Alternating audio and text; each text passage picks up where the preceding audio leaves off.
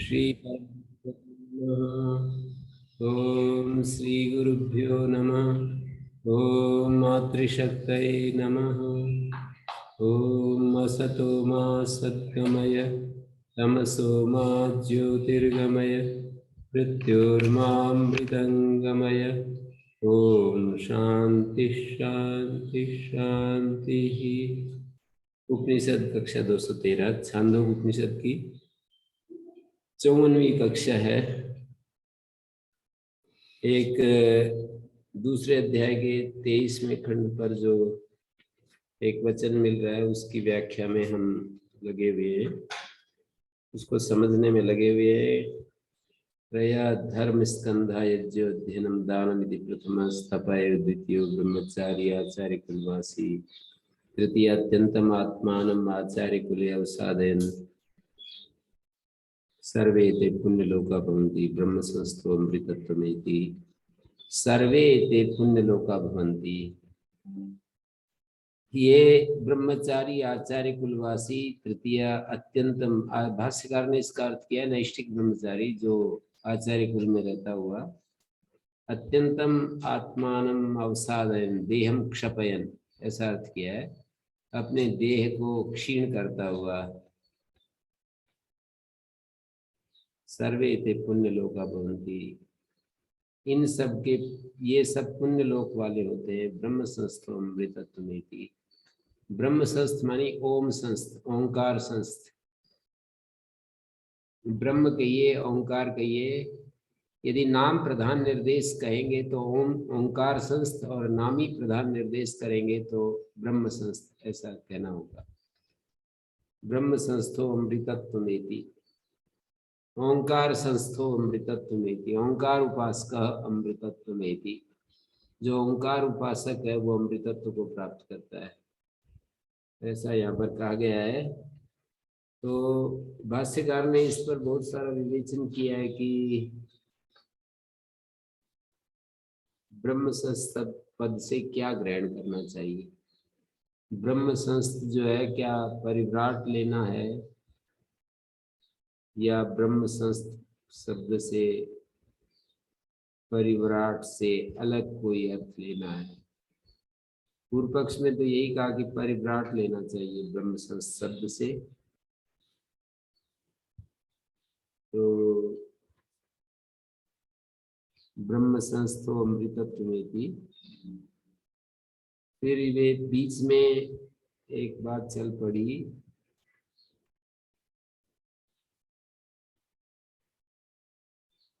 परिव्राट के ग्रहण में ये मतलब तपय द्वितीय, जैसे ये कहा अत्र आहु केचित चतुर्नाम आश्रमेणाम अविशेषेण स्वकर्मानुष्ठानात् पुण्यलोक हेतुता पुण्यलोकता ये उक्ता ज्ञान वर्जिता नाम सर्वे ते पुण्यलोक भवन्ति मात्र परिव्राट विशेषित।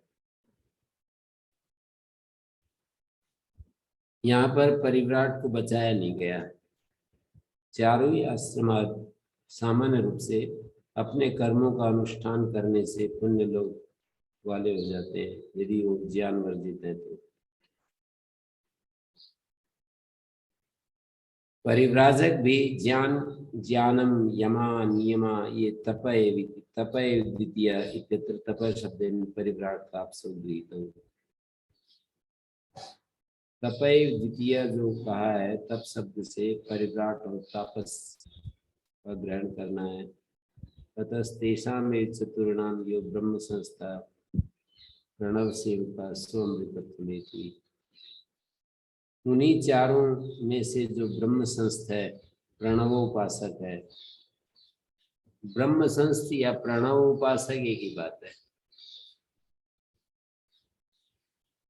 यो ब्रह्म संस्था प्रणव सेवका, यहाँ पर उपासक शब्द की जगह सेवक शब्द का प्रयोग कर रहे। प्रणव सेवक स्वमृतत्वमेति। चतुर्नाम अधिकृतत्व विशेषा, चारों का ही अधिकार सामान्य रूप से यहाँ पर ब्रह्म संस्थत्व प्रतिषेधार्थ है। और ब्रह्म संस्थत्व में प्रतिषेध भी नहीं किया है कि अमुक ब्रह्म संस्थ नहीं हो सकता, ऐसा प्रतिषेध भी नहीं किया है। स्वकर्म छिद्रे च ब्रह्म संस्थायाम सामर्थ्य प्रत्यय। और जो स्वकर्म अपने कर्मों का जो गैप है, यानी अपने आश्रम के जो कर्म विहित होते हैं उनके बीच में जो एक समय मिलता है, उस समय में ब्रह्म संस्था प्राप्त की जा सकती है, सामर्थ्य प्रत्यय। और ये यहाँ पर यव वराह आदि शब्द की भांति ब्रह्म संस्था, ये भी नहीं कहा जा सकता कि ब्रह्म संस्था परिव्राजक में ये रूढ़ है।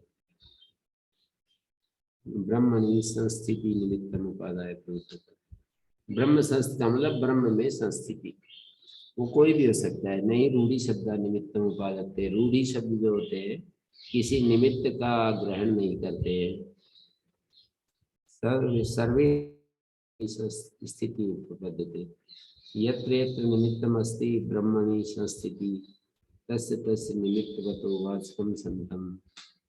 उस निमित्त वाले का वाचक होता हुआ ब्रह्म शब्द एक परिव्राट में संकुचित नहीं किया जा सकता। संकोचे कारणाभाव निरोधम। ब्रह्म संस्थ शब्द को परिव्राट मात्र में संकुचित करने में कारण न दिखाई देने से उसको सीमित नहीं किया जा सकता। न च पारिव्राज्य आश्रम धर्म मात्रेण विदग्धम, और ये भी नहीं कि पारिव्राज्य धर्म आश्रम धर्म के का सेवन करने से, आश्रम धर्म का पालन करने से ही अमृतत्व मिल जाए। ज्ञान अनर्थक के प्रसंगात, ज्ञान की अनर्थकता हो जाएगी यदि ऐसा होगा तो। पारिव्राज्य धर्म युक्तम एव ज्ञानम अमृतत्व साधनम।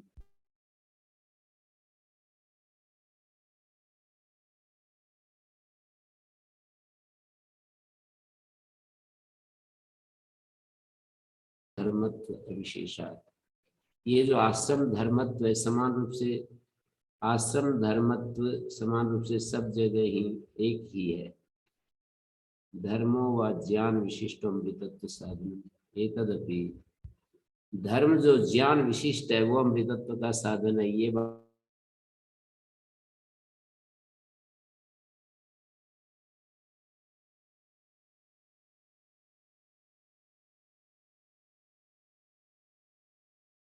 राजक जो है उसी का ब्रह्म संस्थ होने पर मोक्ष होता है, अन्यों का नहीं होता। ज्ञानात् मोक्षा इति च सर्वोपनात् निषदान सिद्धा तस्मा यह ब्रह्म संस्था स्वाश्रम कर्म बताम।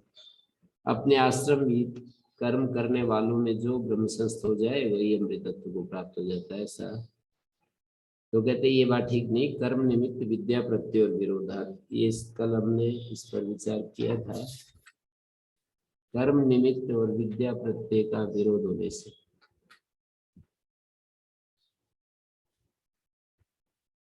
कर्म निमित्त माने कर्म का निमित्त जो क्रिया कारक आदि भेद प्रत्यय है, और विद्या प्रत्यय विद्यावान पुरुषगत ज्ञान है,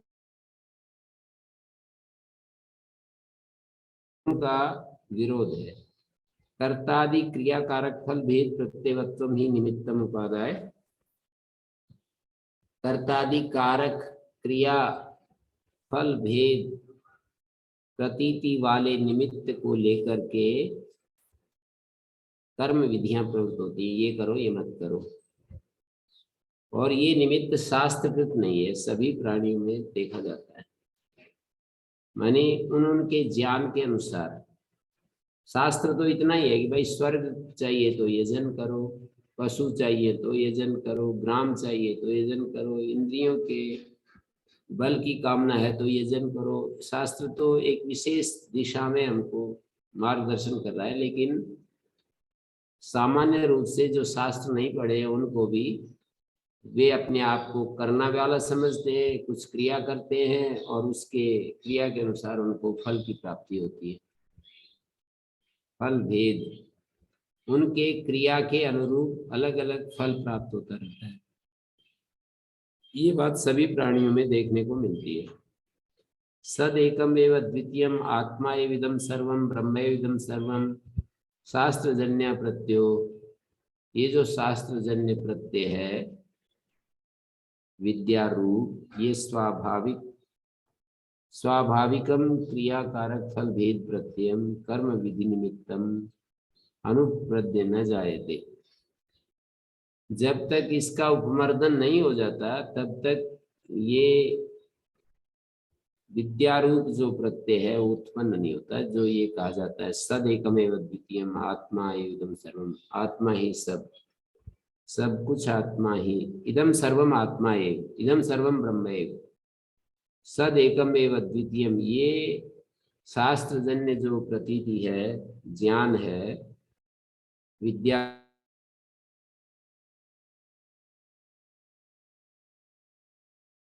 कर्म विधि का जो निमित्त है उसका उपमर्दन किए बिना नहीं होता है। भेदाभेद प्रत्यय और विरोधात, भेद प्रत्यय और अभेद प्रत्यय का विरोध होने से, जैसे तिमिर रोग, तिमिर दोष से जन्य जो दो चंद्र आदि दिखाई देते हैं, द्विचंद्र आदि भेद प्रत्यय अनुपमृद्य तिमिराप गमे, तिमिर रोग के जाने पर चंद्रादि,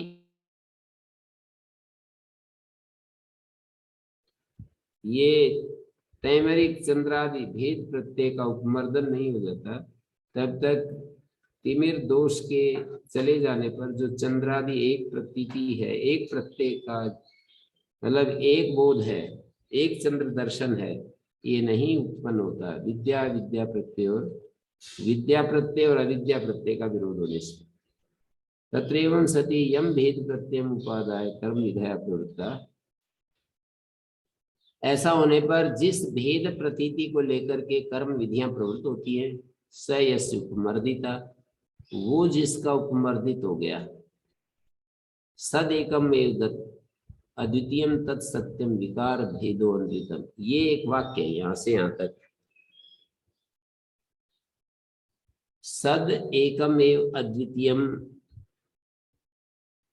विकार भेदो अनृतम, ये एक पूरा इस वाक्य को यहाँ पर एतद वाक्य प्रमाण जनितेन एकत्व प्रत्यय स सर्वकर्मभ्यो निवृत्तो निमित्त निवृत्ते, कर्म विधियां भेद प्रत्यय को लेकर के, जिस भेद प्रत्यय को लेकर कर्म विधियां प्रवृत्त हुई, भेद प्रत्यय का मतलब मैं कारक हूं, ये मेरे, मैं करने वाला हूँ, ये मेरे साधन है, इस प्रयोजन के लिए मुझे काम करना है, और इस तरह से फल को उद्दिष्ट करके वो व्यक्ति कर्म करता है। तो भेद प्रत्यय उपादाय जिसका की नष्ट हो गई, अर्थात सद एकमेव द्वितीयम तत्सत्यम,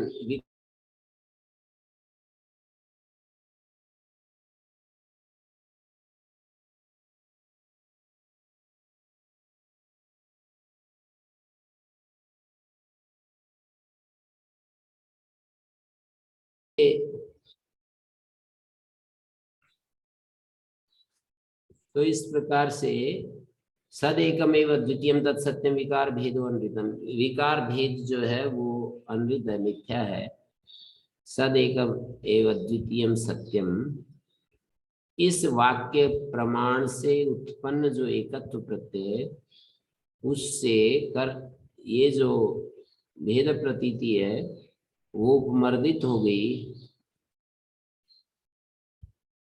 स सर्व कर्मभ्यो निवृत्ता, वो व्यक्ति सभी कर्म मात्र से, क्योंकि सर्वत्र एकत्व को जो देखता है, कारक आदि भेद को देख नहीं रहा है, क्रिया को देख नहीं रहा है, तो ऐसा व्यक्ति सभी कर्मों से निवृत्त। ये जो कर्मों से निवृत्त हो गया मतलब कर्मों को का एक उद्देश्य होता है कि मुझे ये कर्म इस प्रयोजन के लिए करने हैं और मैं इसका ये फल देखना चाहता हूँ। लोक संग्रह के लिए जो कर्म किए जाते हैं वो अलग प्रकार के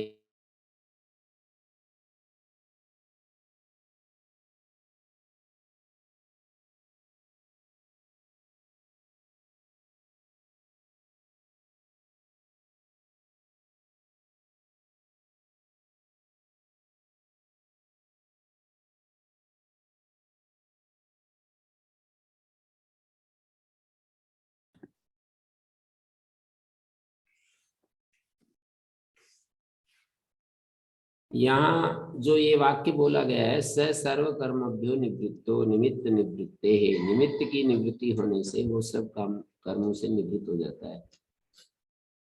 तो यहाँ पर कर्मों से निवृत्त हो जाता है, ये जो भाषा है, हम सभी ज्ञानियों को कर्म करता हुआ देखते हैं, और यहाँ का सर्वकर्मभ्यो निवृत्त, तो ये एक विशेष अर्थ में वाक्य बोला गया है, और ऐसे वाक्य बहुत मिलेंगे। तो इसका अर्थ ये लेना चाहिए कि जिस उद्देश्य को लेकर के ये कर्म किए जाते हैं कि मैं करता हूँ, मैं अमुक कर्म करूंगा, उससे मुझे अमुक,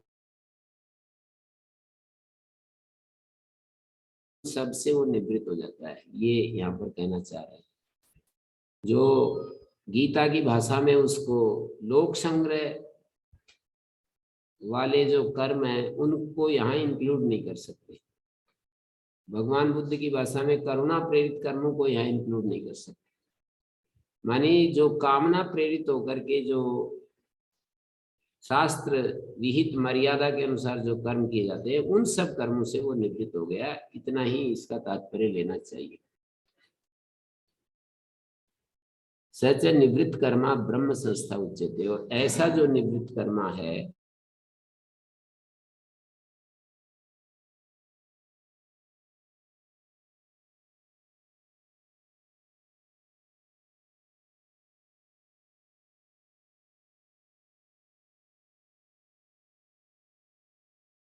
शब्द मतलब वैदिक या लौकिक कर्म जिनसे कोई कामना हमारी पूरी होती है। हम कर्म कर्म करते हैं ना, मेरी ये कामना हो जाए पूरी, मेरी वो कामना हो जाए, हम अपने अपने कर्मों को देख सकते हैं ना। तो कोई यश के लिए कर्म करता है, कोई पैसे के लिए कर्म करता है, कोई कोई एक इच्छा है कि मेरे द्वारा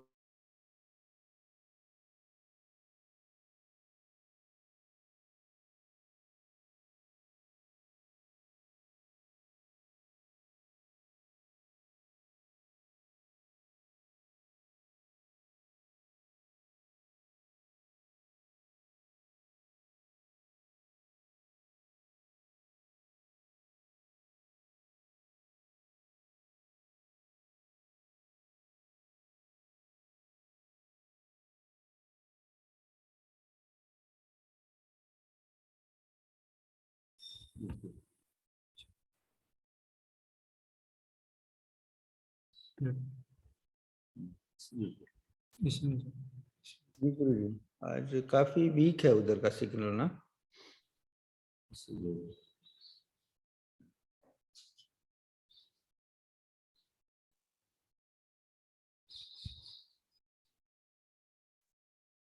ये अभी ठीक है गुरु जी।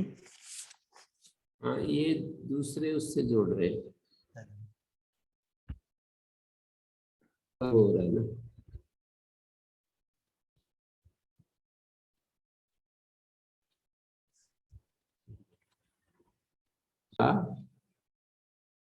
निवृत्त कर्मा ब्रह्म संस्था उच्यते, सच परिव्राट अन्य से संभव, वो तो परिव्राट ही हो सकता है, अन्य तो असंभव है। अन्यो ही अनिवृत्त भेद प्रत्यय, जिसका भेद प्रत्यय निवृत्त नहीं हुआ है, सो अन्यत पश्यन शृण्वन मनवानो विजानन इदम कृत्वा इदम प्राप्नुयाम इति मन्यते। दूसरा लोग तो हमेशा किसी न किसी कामना में रहता है। अनिवृत्त भेद प्रत्यय अन्यत पश्यन अन्यत शृण्वन अन्यत मनवानो विजानन इदम कृत्वा इदम प्राप्नुयाम, ये करके ये पाऊंगा, इस उसमें रहता है, इस प्रवाह में पड़ा हुआ रहता है। तस्य एवं कुर्वतो न ब्रह्म संस्थता, ऐसा करने वाले, ऐसा ऐसे ढंग से जो कार्य कर रहा है उसकी ब्रह्म संस्थता नहीं हो सकती।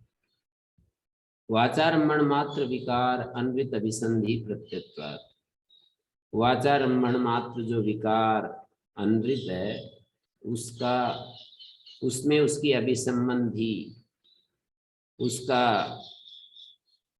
जो ज्ञान है वो वहां काम कर रहा होता है। विकार अनृत अभिसंधि प्रत्यत्वात् न च असत्यमिति उपमर्दिते भेद प्रत्यय सत्यमिदम अनेन कर्तव्यम मया इति प्रमाण प्रमेय बुद्धि उत्पत्ति। ये सब असत्य है, भेद प्रतीति जिसकी उपमर्दित हो गई, सत्यमिदम और ये सत्य है, इसलिए सत्यमिदम अनेन कर्तव्यम मया। हम किसी भी कार्य को तब करते हैं कि ये ठीक है, इससे मुझे लाभ मिलेगा। कोई भी कार्य हम सत्य समझ करके करते हैं, और यदि हमने अनृत समझ लिया तो फिर हम कोई काम कैसे कर सकते हैं। असत्यम इति उपमर्दिते भेद प्रत्यय, असत्यम कह करके जिस भेद प्रतीति का उपमर्दन हो गया, तो जो करने का काम होता है वो सत्य करके, सत्य जानकर, सत्य मानकर हम किया करते हैं। तो सत्यमिदम अनेन कर्तव्यम, ये सत्य है, इस हेतु से मया ये कर्तव्य है। ये जो प्रमाण प्रमेय बुद्धि है, ये कैसे उत्पन्न होगी जब उसको किसी चीज को हमने असत्य मान लिया। सत्य मान करके हमें कोई कार्य करना होता है, और किसी चीज को जब हमने असत्य मान लिया और भेद प्रतीति उपमर्दित हो गई, तो फिर प्रमाण प्रमेय बुद्धि कि ये प्रमाण है, ये प्रमेय है, और इसके द्वारा मुझे ये लाभ होगा, ये कैसे उत्पन्न हो सकता है। आकाश एव तलमल बुद्धि विवेकी न, जैसे विवेकी पुरुष को आकाश में तलमल बुद्धि निवृत्त हो जाती है। उपमर्दिते भी भेद प्रत्यय कर्मभ्यो न निवर्तते चेत, और कहते हैं भेद प्रतीति के नष्ट होने पर भी यदि कर्मों से कोई व्यक्ति निवृत्त नहीं हो रहा है तो क्या है, तो बोले प्रागिव भेद प्रत्योपमर्दनात्, भेद प्रतीति के उपमर्दन होने से पहले के समान एकत्व प्रत्यय विधायकम वाक्यम अप्रमाणीकृतम स्यात्, अप्रमाणभूतम स्यात्। एकत्व प्रत्यय विधायक जो वाक्य है वो अप्रमाणभूत हो जाएगा। भेद प्रत्यय के उपमर्दन होने से पहले के समान ही एकत्व प्रत्यय विधायक वाक्य जो है वो अप्रमाणभूत हो जाएगा, क्योंकि भेद प्रतीति उपमर्दित हो गई और फिर भी अपनी सकाम का कर्मों से वो निवृत्त नहीं हो रहा है। कर्मभ्यो न निवर्तते, ऐसा यदि है तो प्रागिव भेद प्रत्यय उपमर्दनात्, भेद प्रत्यय के उपमर्दन करने से पहले के समान ही एकत्व प्रत्यय विधायकम वाक्यम अप्रमाणीकृतम स्यात्। अब एक बात लिखिए, अभक्ष्य भक्षण आदि प्रतिषेध वाक्य नाम प्रामाण्यवत। अभक्ष्य भक्षण आदि जो प्रतिषेध वाक्य हैं कि न कलंजम भक्षयेत इत्यादि जो वाक्य होते हैं, अभक्ष्य का जो निषेध करते हैं, उनका जैसे प्रामाण्य होता है ऐसे एकत्व वाक्य से प्रामाण्य सर्वोपनिषदान तत्परत्वात्। सारे उपनिषद उसी के लिए, उसी को प्रधान रूप से मान करके कुछ कह रहे हैं। एकत्व प्रत्यय जनक शास्त्र यदि प्रमाण नहीं होता है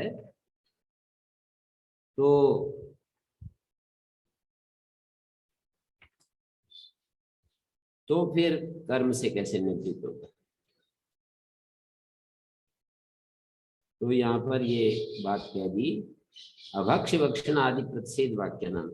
यहाँ पर जो प्रतिषेध वाक्य होते हैं उनका प्रामाण्य माना जाता है। कलंजम न भक्षयेत, इसको प्रमाण रूप मान करके जैसे इन वाक्यों से कुछ प्रवृत्त नहीं किया जाता, केवल हम इन वाक्यों में औदासीन्य मात्रता की बात रहती है। दो बात होती है, कुछ दार्शनिक ये कहते हैं कि नहीं, न कलंजम भक्षयेत, इस वाक्य को सुनकर के एक प्रकार का विधारक प्रयत्न करना पड़ता है अपने आप को, जैसे कि सुरापान करने की इच्छा हुई या कलंज भक्षण की इच्छा हुई या किसी को मारने पीटने की इच्छा हुई, तो उसमें एक विधारक प्रयत्न की आवश्यकता होती है। वो व्यक्ति अपने आप को कंट्रोल कर रहा है, उसमें एक प्रयत्न डाल रहा है अपने भीतर कि नहीं नहीं मैं इस काम को नहीं करूंगा। ये एक तरह के दार्शनिक हैं जो विचार कर रहे हैं, और भाष्यकार यहाँ ऐसा नहीं देख रहे। भाष्यकार ये कह रहे हैं कि जैसे ही उसने देखा कलंजम न भक्षयेत और उसने अच्छे से इस पर विचार किया है, तो बस उसके अंदर उदासीनता आ जाएगी, कुछ भी हलचल नहीं होगी। तो इस विचार को सामने रख करके इन्होंने ये कहा कि जैसे ये वाक्य प्रामाण्य है, इसमें कोई प्रवर्तना की बात नहीं होती, कोई व्यक्ति वहां पर कुछ करता नहीं है, तो वैसे ही एकत्व वाक्य भी प्रमाण है। सद एकमेव द्वितीयम, ये जो वाक्य है वो भी प्रमाण रूपी ही है। उसमें भी प्रवर्तना नहीं रहती है। एकत्व बोधक वाक्य में किसी प्रकार की कोई प्रवर्तना नहीं होती है, फिर भी वो प्रमाण है वो वाक्य। जैसे कि निषेध वाक्यों में किसी प्रकार की कोई प्रवर्तना नहीं होती है। मैं किसी एक विद्वान से चर्चा कर रहा था कि निषेध मतलब निषेध वाक्यों में क्या होता है, क्रिया से निवृत्ति होती है, तो क्या वह उसको क्रिया नहीं मान रहे? निषेध वाक्यों का उदाहरण दिया जाता है तो उसमें क्रिया की जो निवृत्ति है वो क्रिया नहीं है क्या? क्रिया से हटना क्रिया नहीं है क्या? तो उन्होंने बतलाया कि कुछ दार्शनिक मानते हैं उसको भी क्रिया, लेकिन भाष्यकार आचार्य शंकर यहाँ पर उसको क्रिया के अंतर्गत नहीं मानते। निषेध वाक्य हमारे भीतर उदासीनता ला देते हैं, ऐसा एक दृष्टि है। अब उस दृष्टि को लेकर के वो अपनी बात कहते हैं। वो प्रमाण होते हैं, सभी दार्शनिकों के अपना अपना एक प्रमाण पूर्वक ही बात करते हैं। तो वो एक प्रकार की दृष्टि को लेकर के वो कहते हैं कि उनमें भी प्रयत्न तो होता है, विधारक प्रयत्न की आवश्यकता होती है, अपने आप को रोकने वाले प्रयत्न की आवश्यकता होती है।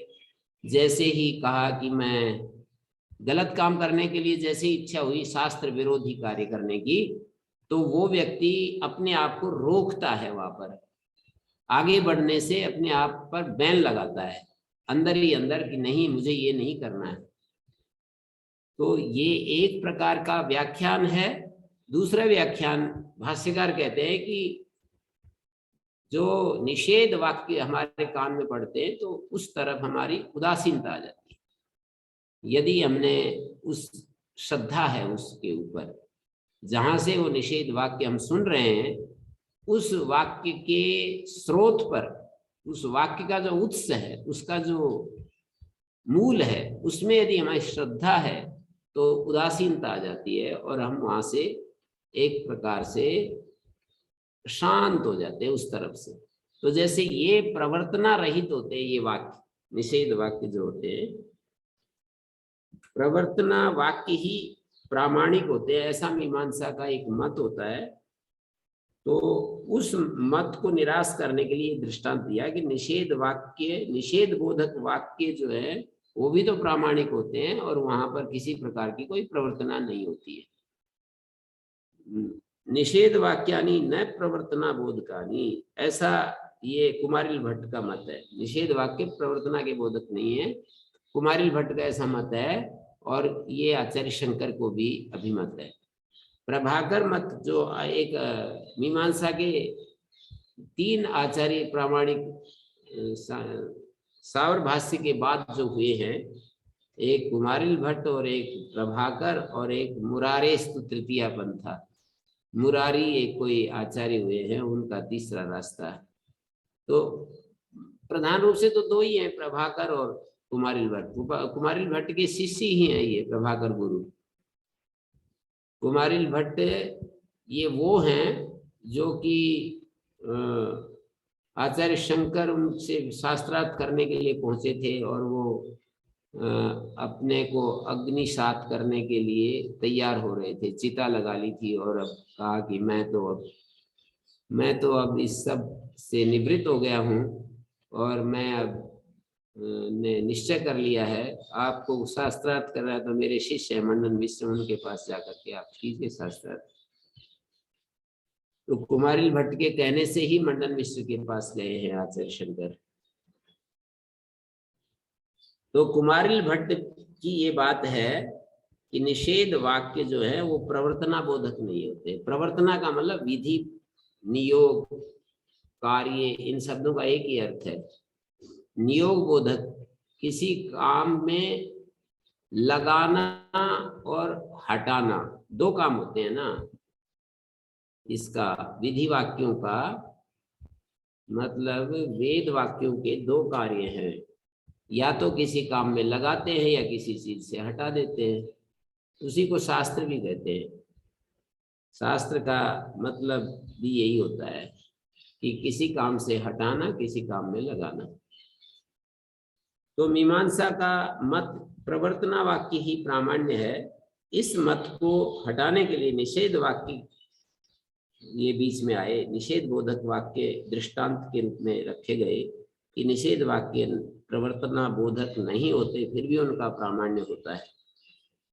वो प्रभाकर मत के पक्ष में ये दृष्टांत नहीं बनेगा, क्योंकि वहां तो निषेध वाक्य भी अकरण संकल्प आख्य मानस व्यापार विधि परक होते हैं कि मुझे ये काम नहीं करना है। अकरण संकल्प, न करने का जो संकल्प है, जो मानस व्यापार रूप है, उस विधान के को ले वो विधान इन वाक्यों के द्वारा किया जा रहा है कि व्यक्ति के मन में ये बात डाली जा रही है निषेध वाक्यों के द्वारा कि मुझे ये कार्य कभी भी नहीं करना है, इससे मुझे नरक मिलेगा, दुख मिलेगा, अधर्म होगा, इसका परिणाम अच्छा नहीं होगा।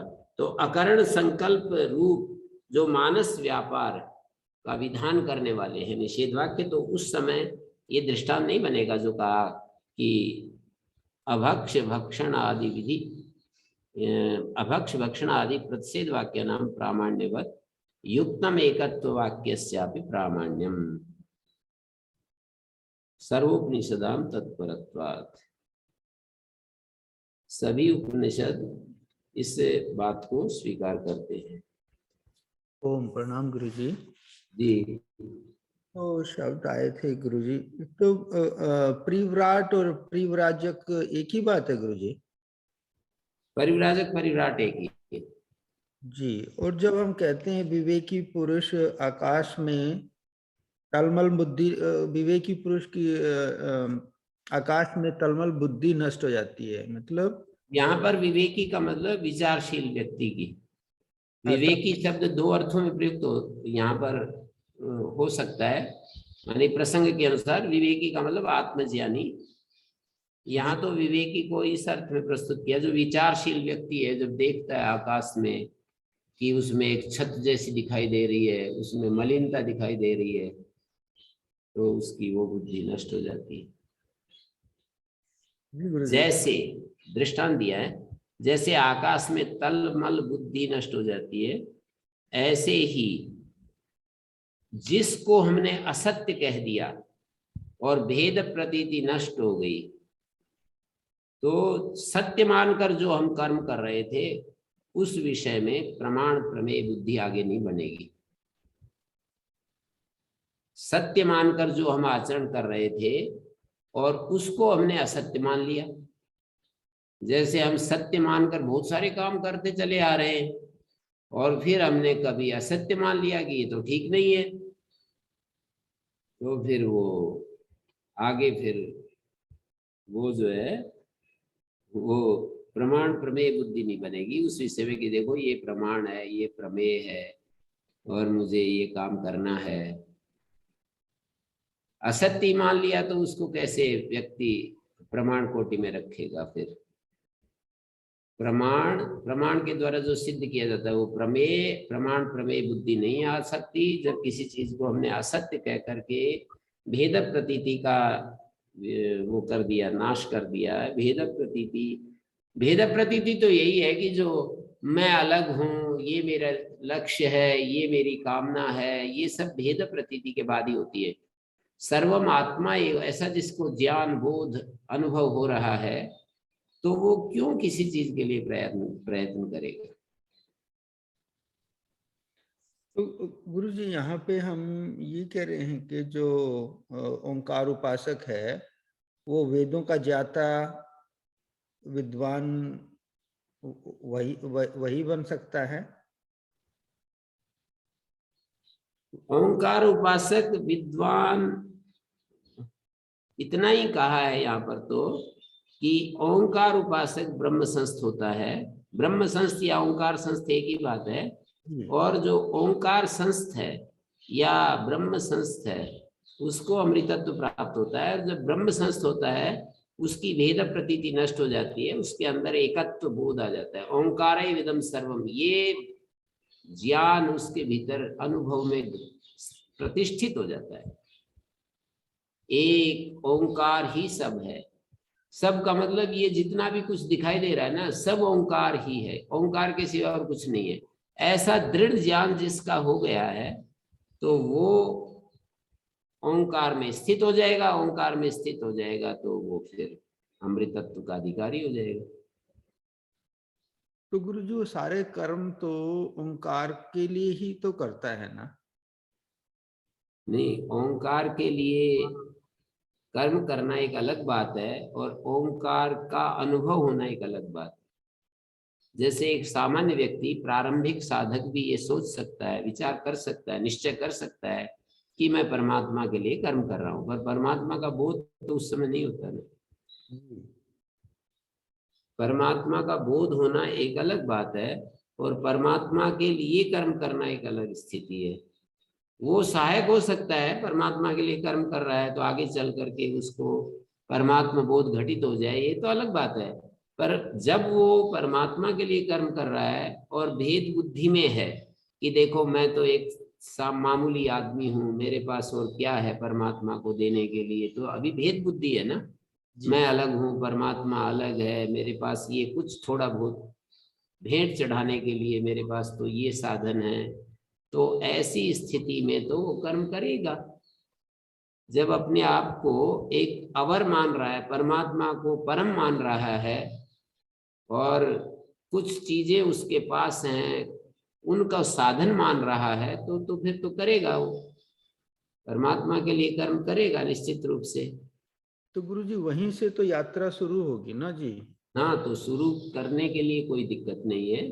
शुरू तो ये बताते ही है कि ईश्वर सर्वभूतानां हृदय से तमेव शरणम गच्छ सर्वभावेन भारत, उसी के शरण में जाओ। कहते ही है स्वकर्मणा तम अभ्यर्थ सिद्धिम विन्दति मानव, अपने कर्म से पूजा करके सिद्धि प्राप्त के रास्ते में चल पड़ते हैं। जब हम कर्म के द्वारा उसका पूजन करते हैं तो यहाँ से शुरुआत होती है, ये अंतिम कल्मिनेशन बिंदु नहीं है ना। जी जी। तो वो कैसे ट्रांसफॉर्मेशन होती है गुरु जी के सब सब ब्रह्म है? ये तो परिणाम है पूरे ज्ञान का। पूरा करते करते चित्त शुद्ध हो जाता है और उसको ऐसा बोध घटित हो जाता है सब परमात्मा ही है। ये सर्वम खलु इदं आत्मा, सब आत्मा ही है, ऐसा एक बोध घटित हो जाता है।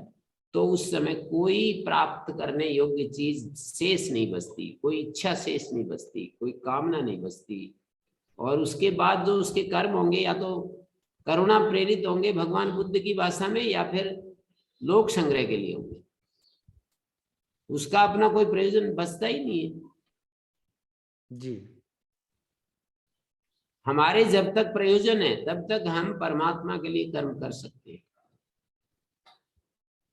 हमारा प्रयोजन क्या, मेरा मन शुद्ध हो, मेरा चित्त शुद्ध हो, ये भी अपने प्रयोजन में आता है। जी गुरु जी।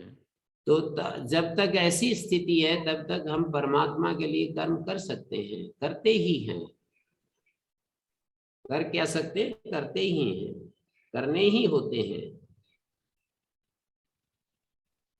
तो भेद प्रत्यय और अभेद प्रत्यय जब एकत्व बोध हो जाता है तो क्रिया कारक ये सब कुछ नष्ट ही हो जाता है। उस समय कौन करने वाला, किसके लिए करे, मतलब वो जो है वो तो है ही नहीं ना, केंद्र ही नहीं बचा, तो अब किसके लिए कर्म करेगा।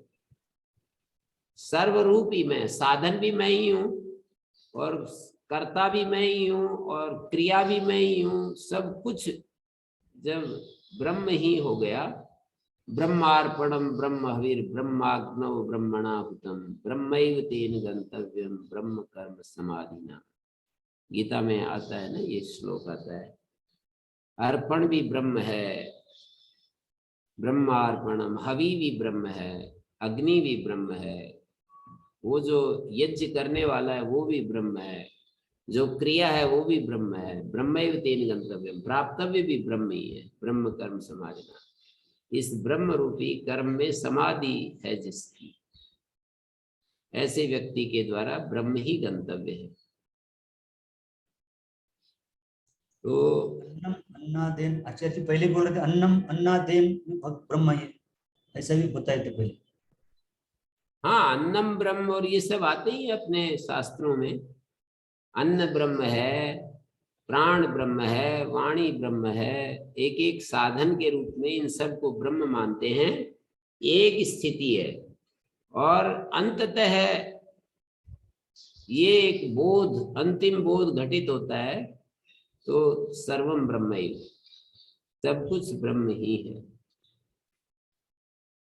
एक एक स्तर पर हम खड़े हुए इन सब चीजों को देख सकते हैं। माने एक स्थिति में ये सारे साधन हैं और मैं इन साधनों का उपयोग करने वाला हूं और इनके उपयोग के द्वारा मैं अपनी यात्रा में आगे बढ़ रहा हूं। पर उस यात्रा का जो अंतिम छोर है वो ये है कि सर्वम ब्रह्मैव।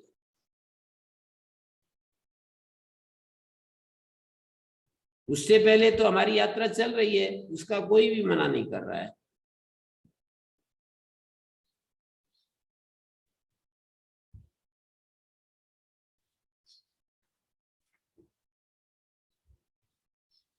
कर्म विधि नाम अप्रामाण्य प्रसंग, ऐसे में तो कहा कि कर्म विधियां अप्रामाणिक हो जाएंगी। बोले क्यों हो जाएंगी? ये बात बहुत विचार की है जगह जगह आचार्य ने। कर्म विधियां अप्रामाणिक हो जाएंगी जब वो कर्म विधियां, ये इस ज्ञानी पुरुष के लिए कर्म विधियां समाप्त हो जाती हैं तो फिर उनका उपदेश अप्रामाणिक हो जाएगा। तो कहते हैं अप्रामाणिक उसी के लिए, वही दुनिया में थोड़ी है एक जो ज्ञानी पुरुष है ब्रह्मविद, वही इस दुनिया में एक थोड़ी जी रहा है, कितने सारे लोग और भी तो हैं, उनके लिए कर्म विधियां हैं। ये बात आगे बता रहे हैं। कर्म विधि नाम अप्रामाण्य प्रसंग अनुपमर्दित भेद प्रत्यय वत पुरुष विषय प्रामाण्य उत्पत्ति। जिसका भेद प्रतीति, भेद प्रत्यय वाला, अनुपमर्दित भेद प्रत्यय वाला जो पुरुष है ना, उसके लिए तो प्रामाण्य बन ही जाएगा ना कर्म विधियों का। जिसको अभी भेद, जो भेद में है, भेद का मतलब अपने आप को एक कर्ता मान रहा है, अपने इर्द गिर्द साधनों को देख रहा है कि देखो ये मंत्र साधन है, ये देवता के लिए मैं हवि दूंगा, देवता प्रसन्न होंगे, मेरी इच्छा पूरी होगी, ऐसा ऐसा जो देख रहा है, तो वो ऐसे इस तरह से जो देखने वाला व्यक्ति है तो उसके लिए तो प्रामाण्य उत्पन्न हो ही जाएगा ना। अनुपमर्दित भेद प्रत्ययवत पुरुष विषय प्रामाण्य उपपत्ति स्वप्नादि प्रत्यय इव प्राक प्रबोधात्। स्वप्नादि प्रत्यय की भांति प्राक प्रबोधात्, प्रबोध से पहले ऐसा, प्राक प्रबोधात्। अनुपमर्दित भेद प्रत्ययवत पुरुष विषय प्रामाण्य उत्पत्ति है स्वप्नादि प्रत्यय प्राक प्रबोधात्। प्राक प्रबोध से पहले स्वप्नादि प्रत्यय प्राक प्रबोधात्। अनुपमर्दित भेद प्रत्ययवत पुरुष विषय प्रामाण्य उत्पत्ति है। जैसे स्वप्न में कोई चीज आ रही होती है हमारे में, उस समय तो वो प्रामाणिक ही होती है, वो तो जागने के बाद देखता है कि अरे ये क्या था, ये तो कुछ नहीं था। तो ऐसे ही जब तक ज्ञान प्रतीति, अभेद प्रत्यय, एकत्व प्रत्यय जब तक नहीं आता है, उससे पहले तो वो प्रामाणिक ही है ना। सब कुछ उसके लिए यथार्थ ही होता है, अयथार्थ मान करके नहीं किया जाता है। फिर वो जो भी कर्म करता है वो यथार्थ ही मान करके करता है। विवेकी नाम अकरणात् कर्म विधि प्रामाण्य उच्छेदयति चेत्। कहते हैं विवेकी पुरुष तो नहीं कर रहे हैं ना, अज्ञानी पुरुष तो कर रहे हैं, विवेकी पुरुष तो नहीं कर रहे हैं, तो कर्म विधि का प्रामाण्य हो जाएगा। बोले नहीं, काम्य विधि अनुच्छेद दर्शनात्, ये बात ठीक नहीं है। काम्य विधियों का अनुच्छेद नहीं होता है। कामना को लेकर के जो विधियां होती हैं उनका अनुच्छेद बन देखा जाता है। अनुच्छेद का मतलब उच्छेद न होना। नहीं कामात्मता न प्रशस्ता इत्येवं विज्ञानवद्भिः काम्यानि कर्माणि नानुष्ठीयन्ते इति। कामात्मता न प्रशस्ता इत्येवं विज्ञानवद्भिः, कामात्मता प्रशस्त नहीं है ऐसे जानने वालों के द्वारा काम्यानि कर्माणि नानुष्ठीयन्ते, काम्य कर्म अनुष्ठान नहीं किए जाते, ऐसा नहीं होता। क्या? काम्य कर्म विधेया उच्छिद्यन्ते अनुष्ठीयन्ते कामी भी। काम्य कर्म विषय, काम्य कर्म विधेया, काम्य कर्म जो विधियां हैं वो छिन्न हो जाती है, अनुष्ठान किया ही जाता है। न काम्य कर्म विधेया, न जो शुरू में न था वो उच्छिद्यन्ते के साथ आएगा। नहीं उच्छिद्यन्ते, काम्य कर्म विधियों का उच्छेद नहीं होता है, कामनावान लोगों के द्वारा उनका अनुष्ठान किया जाता है। देखिए फिर बोलता हूं, नहीं कामात्मता न प्रशस्ता इत्येवं विज्ञानवद्भिः।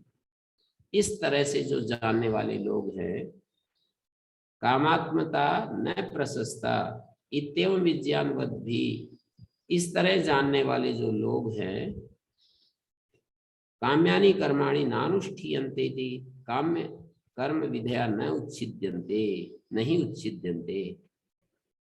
काम्य कर्म नानुष्ठीयन्ते, काम्य कर्मों का अनुष्ठान नहीं किया जाता। इस प्रकार काम्य कर्म विधियां नहीं उच्छिन्न होती है, अनुष्ठान किया ही जाता है। ये जो पहले वाला नहीं है उसको उच्छिद्यन्ते के साथ जोड़ेंगे। कामात्मता अच्छी नहीं है, प्रशस्त नहीं है, कामना का कामात्मता, काम स्वरूपता अच्छी नहीं है, ऐसा जिसने जाना है, ऐसे जिन लोगों ने जाना है, उनके द्वारा काम्य कर्मों का अनुष्ठान नहीं होता है। काम्यानि कर्माणि नष्ठन्ते। तो ठीक है, जिन्होंने ये जान लिया कि कामात्मता प्रशस्त नहीं है, फिर काम्य कर्मों का अनुष्ठान नहीं कर रहे वे लोग, तो लेकिन इतने मात्र से काम्य कर्म विधया नहीं उच्छिद्यन्ते, काम्य कर्म विधि का उच्छेद थोड़ी हो जाता है। वे लोग नहीं कर रहे जिन्होंने ये समझ लिया कामात्मता प्रशस्त नहीं है, वे लोग काम्य कर्मों का अनुष्ठान नहीं कर रहे, ये तो बात मान्य है। लेकिन काम्य कर्म विधियां उच्छिन्न हो जाती है, ये थोड़ी होता है। कामना वाले जो लोग हैं वो तो अनुष्ठान करते ही है। अनुष्ठीयन्ते एव कामी भी। नहीं कामात्मता न प्रशस्ता इत्येवं विज्ञानवद्भिः, ऐसे जानने वालों के द्वारा काम्य कर्म अनुष्ठान नहीं किए जाते, ऐसा तो ठीक है, बिल्कुल मान्य है। लेकिन काम्य कर्म विधियां, इतने मात्र से काम्य कर्म विधियों का उच्छेद नहीं होता है, कामना वाले व्यक्तियों के द्वारा उनका अनुष्ठान किया जाता है। तथा इसी प्रकार ब्रह्म संस्थै ब्रह्मविद्भिः नानुष्ठीयन्ते कर्माणि, ब्रह्म संस्थ व्यक्तियों के द्वारा, ब्रह्म ज्ञानियों के द्वारा कर्मों का अनुष्ठान नहीं किया जाता। यहाँ सब कर्म शब्द जो आता रहता है ये वैदिक कर्मों के लिए। एक विद्वान के साथ मेरा विचार बहुत ये होता रहा है, वो आचार्य शंकर को कहते हैं कि देखो ये कितनी कर्म की निंदा करते हैं, तो मैं यही कहता था कि यहाँ कर्म शब्द वैदिक कर्म और लौकिक कर्म, कामना प्रेरित कर्मों के लिए कर्म शब्द का प्रयोग आता है। ज्ञानी पुरुष जो कर्म करते हैं उनके सामने ये जो कर्म शब्द का व्यवहार है ये होता ही नहीं है। कामना वाले व्यक्ति के लिए कर्म शब्द का व्यवहार होता है, जो ज्ञानी पुरुष हैं उनके लिए ये जो कर्म शब्द है ये नहीं बोला जाता है उनके लिए। तो ब्रह्म संस्थई ब्रह्म विद्येन अनुष्ठीयन्ते कर्माणि इति न तद विधया उच्छिद्यन्ते अब्रह्म विद्धि अनुष्ठीयन्ते। वो विधियां उच्छिन्न थोड़ी होती है, उनको हटा थोड़ी दिया जाता है। जो अब्रह्मविद है उनके द्वारा तो अनुष्ठान किया ही जाता है। और इसमें कोई ये अपना को हीन समझने की बात नहीं है कि क्या हम अज्ञानी हैं कि जो हम अज्ञानियों के लिए तो कर्म हो गए और जो ज्ञानवान है वो निठल्ले बैठे। ये निठल्ले बैठने की बात नहीं है। सबसे बड़ी समस्या इस बात में होती है कि ये कह रहे हैं कि जो ज्ञानी पुरुष है वो तो निठल्ला बैठा रहे और अज्ञानी पुरुष मरते रहे, पिसते रहे। ऐसी बात नहीं है। बात ये है कि जो ज्ञानी पुरुष हैं वो इस भाव के साथ कर्म नहीं करते कि मैं इस काम को करने, मैं ही खत्म हो गया, वहां पर कोई केंद्र बचा नहीं है कि मैं इस काम का करने वाला हूं और ये मेरे साधन है और इन साधनों से मैं ये कर्म करूंगा। ये इस भावना के साथ जो कर्म किए जाते हैं उन कर्मों की समाप्ति हो जाती है, ये कहा जा रहा है। तो ब्रह्म संस्थई ब्रह्म विद्भिन अनुष्ठीयन्ते कर्माणि न तद विधया उच्छिद्यन्ते अब्रह्म विद्भि अनुष्ठीयन्ते। वो कर्म विधियां उच्छिन्न नहीं होती है, अब्रह्मविद पुरुषों के द्वारा तो उनका अनुष्ठान होता ही है। परिव्राजका नाम भिक्षाचरणादिवत उत्पन्न एकत्व प्रत्यानाम अपि गृहस्थादीनाम अग्निहोत्रादि कर्म अनिवृत्तिरिति चेत न। परिव्राजक लोग होते हैं उनको भिक्षाचरण आदि करना होता है, उन्हीं के समान उत्पन्न एकत्व प्रत्यानाम गृहस्थादि नाम, जैसे कोई गृहस्थ हो और जिनमें एकत्व प्रत्यय का उदय हो गया हो, अग्निहोत्रादि कर्म अनिवृत्ति, तो फिर अग्निहोत्रादि कर्म तो उसके नहीं हटने चाहिए। जैसे भी परिव्राजकों के भिक्षाचरण आदि कर्म जैसे नहीं हटते, ऐसे ज्ञानी गृहस्थों के अग्निहोत्रादि कर्म नहीं हटने चाहिए, जबकि उनके भी हट जाते हैं। स्वामी दयानंद का भी एक स्वामी दयानंद सिद्धांत झज्जर गुरुकुल से एक पुस्तक छपी थी, उसमें स्वामी दयानंद जी ने लिखा है कि विद्वान जो लोग हैं गृहस्थी, वो अग्निहोत्र आदि ना करें। अग्निहोत्र आदि तो करने की बात लिखी है, लेकिन वहां जाएं, जंगल में जाएं, वहां ध्यान करें, वहां से वापस लौट करके आए, अग्निहोत्र करें, ऐसे दिनचर्या दिखाई है। वापस घर में आए, स्वामी दयानंद जी बाहर जाकर ध्यान करने की बात लिखते रहते हैं। वो स्वयं भी ऐसे ही करते थे, सुबह जल्दी उठ करके और बाहर जंगल में चले जाते थे।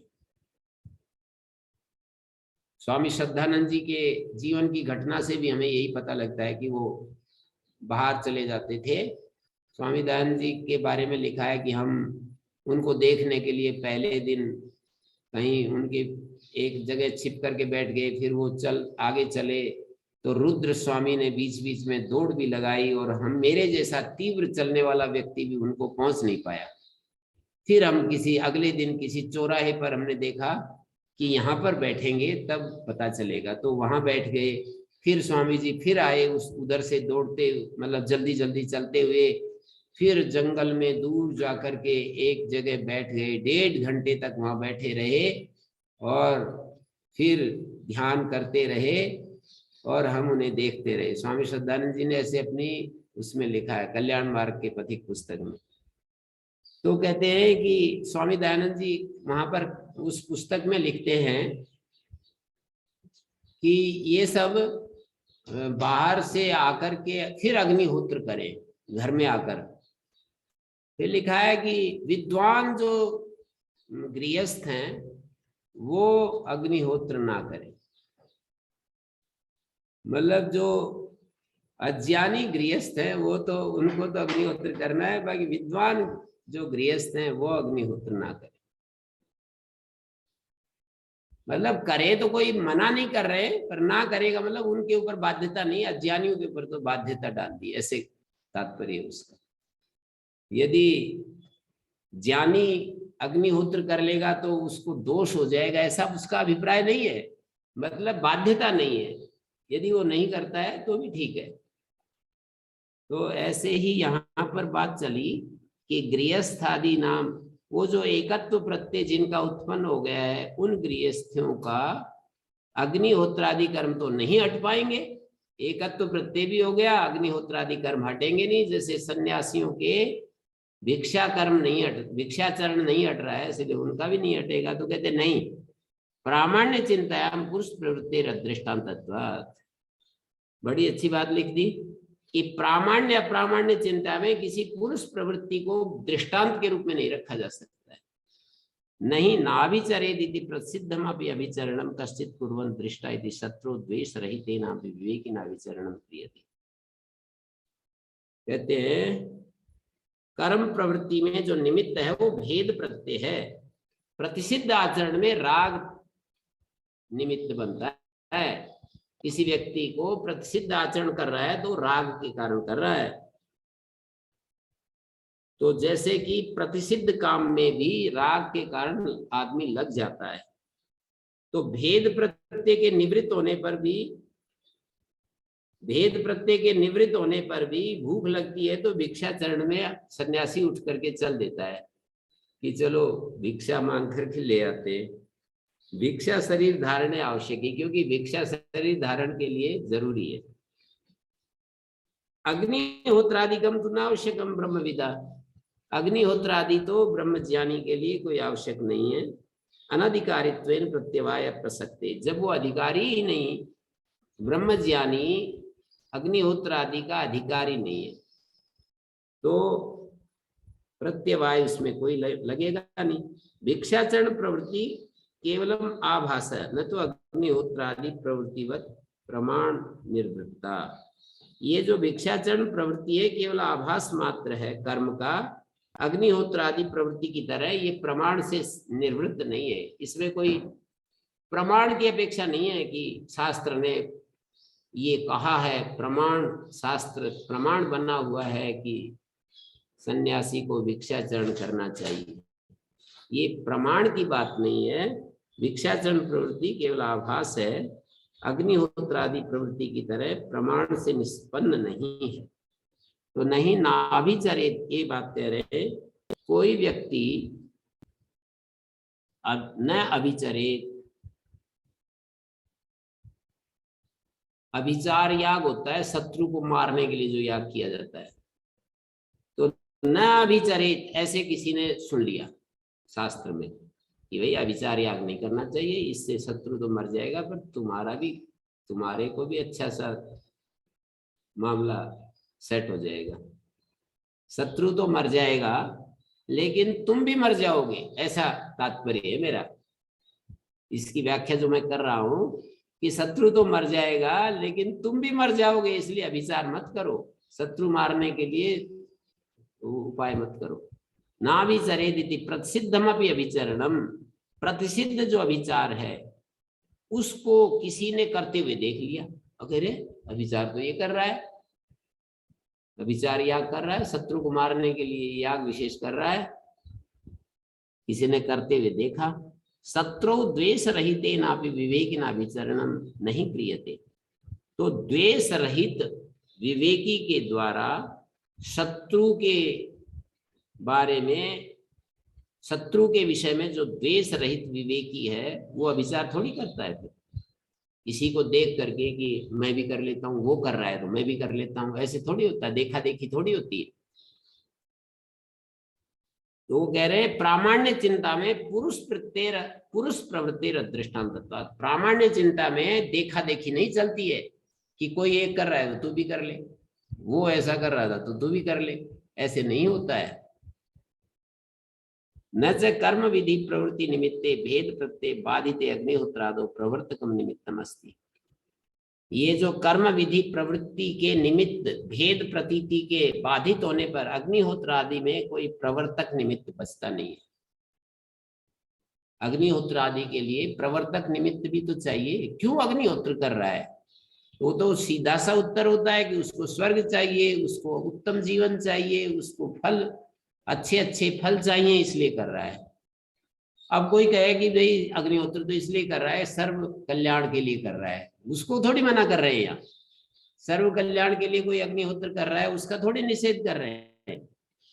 ये निषेध है कि मुझे स्वर्ग मिलेगा, विद्वान के लिए ये निषेध है। विद्वान जो है ऐसा सोच करके अग्निहोत्र ना करे कि मुझे अब, अरे मुझे कहाँ बचा, मुझे ही नहीं बचा तो वो किसके लिए स्वर्ग वो करेगा, वो अहम पूरा ही समाप्त हो गया, तो अब किसके लिए वो स्वर्ग की कल्पना कर रहा है। तो न च कर्म विधि प्रवृत्ति निमित्ते भेद प्रत्यय, कर्म विधि का प्रवृत्ति जो निमित्त भेद प्रतीति है उसके बाधित होने पर अग्निहोत्र आदि में प्रवर्तक निमित्त नहीं रहता है। परिव्राजक से भिक्षाचरणादो बुभुक्षादि प्रवर्तक, परिव्राजक की भांति भिक्षाचरण आदि में बुभुक्षादि प्रवर्तक, बुभुक्षा आदि तो प्रवर्तक होते हैं, पर उसका प्रवर्तक क्या है। परिव्राजक जैसे है, भिक्षाचरण क्यों कर रहा है, बोले भूख लग रही है इसलिए कर रहा है। ज्ञानी व्यक्ति अग्निहोत्र क्यों कर रहा है, बोले बस ऐसे ही कर रहा है। ऐसे कैसे कर रहा है, प्रयोजनम अनुद्देश्य मंदो भी न प्रवर्तते, बिना प्रयोजन के कोई अज्ञानी आदमी भी नहीं करता। क्यों कर रहे हो आप अग्निहोत्र, तो बोले मुझे स्वर्ग मिलेगा, मेरे को अच्छा जीवन मिलेगा, अच्छे माँ बाप मिलेंगे, अच्छे मैं वेद पढ़ने वाले। अरे तो फिर तो कर सकते हो, आप अभी ज्ञानी नहीं हुए हो, अभी आपको ब्रह्म प्राप्ति नहीं हुई है। आप ऐसा देख रहे हो कि मैं अच्छे माता पिता के घर में पैदा हूँ, अच्छा वातावरण मिले, मैं वैदिक परिवार में पैदा हूँ। मैं कई बार सोचता हूँ अगले जन्म में यदि मणि गुरु जी गृहस्थ हों तो मणि गुरु जी के घर में ही मेरा जन्म हो, ऐसे मैं सोचता हूँ कभी कभी। तो मैं आज सोचूंगा तो मैं, इसका मतलब मैं कोई अंतिम चीज थोड़ी मिल गई, मैं ऐसा सोच रहा हूँ और मेरे को अंतिम चीज भी मिल गई, अंतिम चीज भी मुझे मिल गई और मैं ऐसा भी सोचता चला जा रहा हूँ। ये थोड़ी होता है। इसका मतलब सीधा सा ये होता है कि मुझे अंतिम चीज नहीं मिली है जो मैं ऐसा सोच रहा हूँ।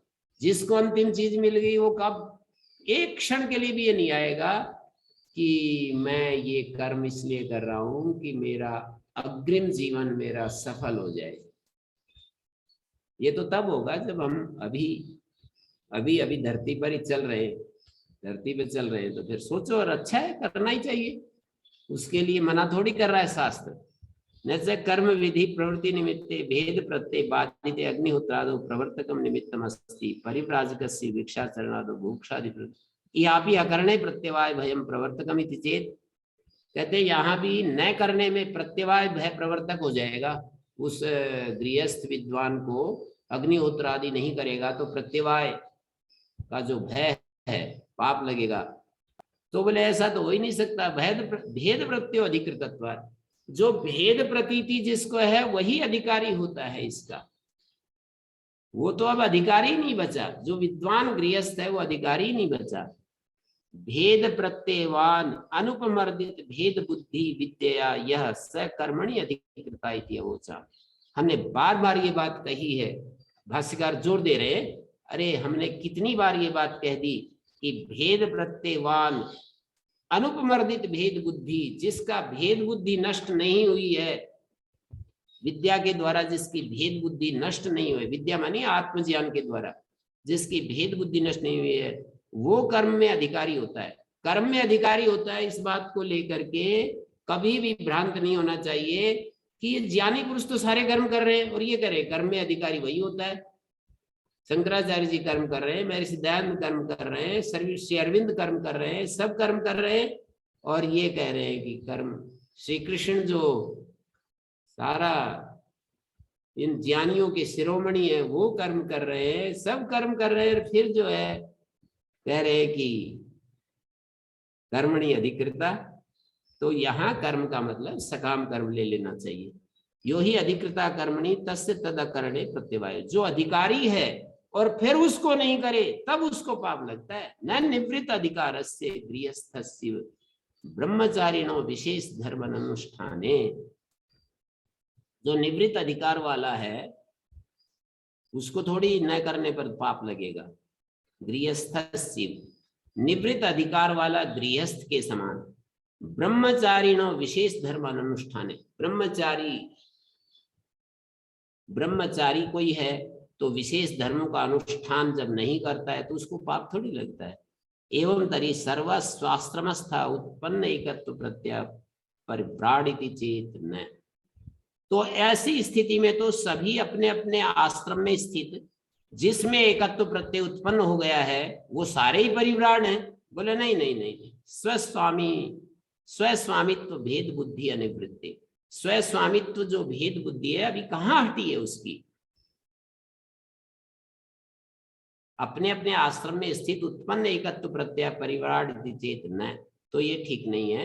स्वस्वामित्व जो स्वस्वामी भाव जो भेद बुद्धि है उसकी निवृत्त नहीं हुई है। कर्मार्थत्वात् से इतर आश्रमाणाम, और सारे आश्रम कर्म करने के लिए होते हैं। ब्रह्मचारी कर्म करने के लिए, गृहस्थ कर्म करने के लिए, वानप्रस्थ कर्म करने के लिए है। अथ कर्म पूर्वीय, वो कहा है ब्रह्मचारी जब वो युवा अवस्था में पहुंचता है तो कहता है कि मैं कर्म करूं, अथ कर्म कुर्वीय, मैं विवाह करूं, अब मेरे पास धन हो कि मैं कर्म करूं। कर्म से धन नहीं कमाया जाता, विवाह करके धन पहले है फिर कर्म करने की बात सोचते हैं। अथ कर्म कुर्वीय तस्मात् स्वस्वामित्व अभावात् भिक्षुरेक एका परिव्राट न गृहस्थादि, गृहस्थ आदि को परिव्राट नहीं कहते। स्वस्वामित्व का अभाव होने से एकमात्र भिक्षु ही परिव्राट है। एकत्व प्रत्यय विधि जनितेन प्रत्ययन विधि निमित्त भेद प्रत्यय से उपमर्दितत्वात् यम नियमादि अनुत्पत्ति परिव्राजक स्थिति चेत न। ये हम कल शुरू करते हैं।